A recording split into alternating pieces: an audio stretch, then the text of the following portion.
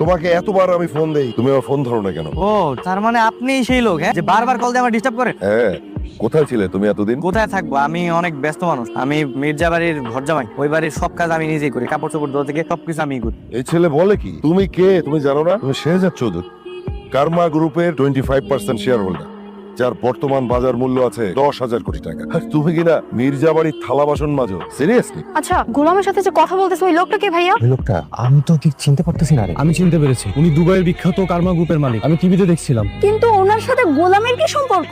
Rumour আছে যে ওনারা ইন্টারন্যাশনাল ক্রাইমের সাথে জড়িত। আমার মনে হয় গোলাম ওদের সাথে এই ক্রাইমের সাথে জড়িত আছে অথবা হতে যাচ্ছে। তাহলে তো সর্বনাশ, আমরা তো এখানে থেকে আমরাও ফেসে যাবো। চল আস্তে করে চল চল চল চল চল। চলো তাড়াতাড়ি পাল্লাই। তাহলে গোলাম? আরে গোলাম আমি বাসাতে দেখছি, ও তো বাসা ফিরবে। চল তো চলো চলো। কার্মা গ্রুপের মালিক ছিলাম আমরা তিনজন, আমি, তোমার বাবা আর দাউদ খান। আমাদের বিজনেসটা খুব ভালো চলছিল, কিন্তু আমাদের বিজনেসের মধ্যে দাউদ খান কিছু অবৈধ বিজনেস ঢোকানোর চেষ্টা করে, যার বাধা দেয় তোমার বাবা। একটা পর্যায়ে আমরা আমাদের বিজনেস ভাগ করে ফেলি, কিন্তু দাউদ খান একাই 50% শেয়ার নিয়ে, আর বাকি 50% আমি আর তোমার বাবা। কিন্তু একটা পর্যায়ে তোমার বাবাকে দাউদ খান হত্যা করে। সেই হত্যার প্রতিশোধ নিতে তুমি তো আইনি লড়াই লড়ছো, কিন্তু হঠাৎ করে তুমি উধাও হলে কেন? আপনি আপনি আসলে কি বলতেছেন? আমি কিছুই বুঝতে পারতেছি না।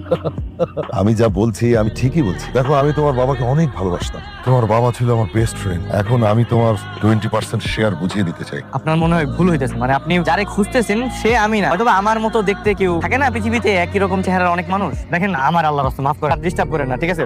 আমি আসি, হ্যাঁ, আসসালামু আলাইকুম। বস, আমরা এখন কি করবো? চোখে চোখে রাখো, বাকিটা আমি পরে দেখছি।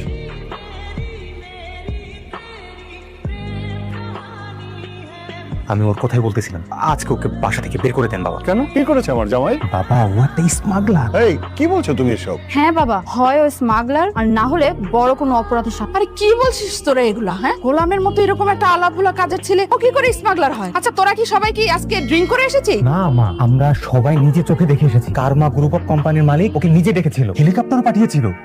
ওর কাছে পিস্তলও ছিল মা। বাবা আমার মনে হয় ও ভোলা সেজে থাকা নাটক করে, আসলে ও গোপনে গোপনে এই হিরোইন কোকেন এগুলোর অবৈধ বিজনেস করে। গোলাম, কি শুনছি আমি এসব? তুমি নাকি অপরাধ জগতের সাথে জড়িত, আর কার্মা গ্রুপের মালিক নাকি তোমাকে নিয়ে মিটিং করেছে। ঘটনা কি বলো? আরে না না শ্বশুর আব্বা, আসলে হয়েছে কি, ওদের মধ্যে একজনের চেহারা আর কি আমার মতো দেখতে, ওরকম হয়েছে। পরে আমার আর কি উঠে নিয়ে গেছে। আমি আসলে পরে আর কিছু জানি না। তোমার কাছে ওই যে একটা ব্যাগ পাওয়া গেছিল, পুলিশ তার মধ্যে পিস্তল পেলো, সেটা? ওইটা ওরাই দিছে আমার, অগই ব্যাগ, আমি ফেরত দিয়ে দিছি। এবার বুঝতে পারছি। তাই তো বলি, তোমার মতো একটা ফকিরের সাথে এত বড় বড় ডনরা কিভাবে দেখা করে। আমিও তাই ভাবতেছি, যে কিনা সারাদিন বাসন মেজে বেড়ায়, সে নাকি মিটিং করবে কার্মা গ্রুপের সাথে। এবার হলো তো, তোমাদের সবার ভুল নিশ্চয়ই ভেঙেছে। খামাখাই বেচারাকে তোমরা সন্দেহ করেছিলে। শোনো, ওর প্রতি আমার শতভাগ আস্থা আছে। আর যাই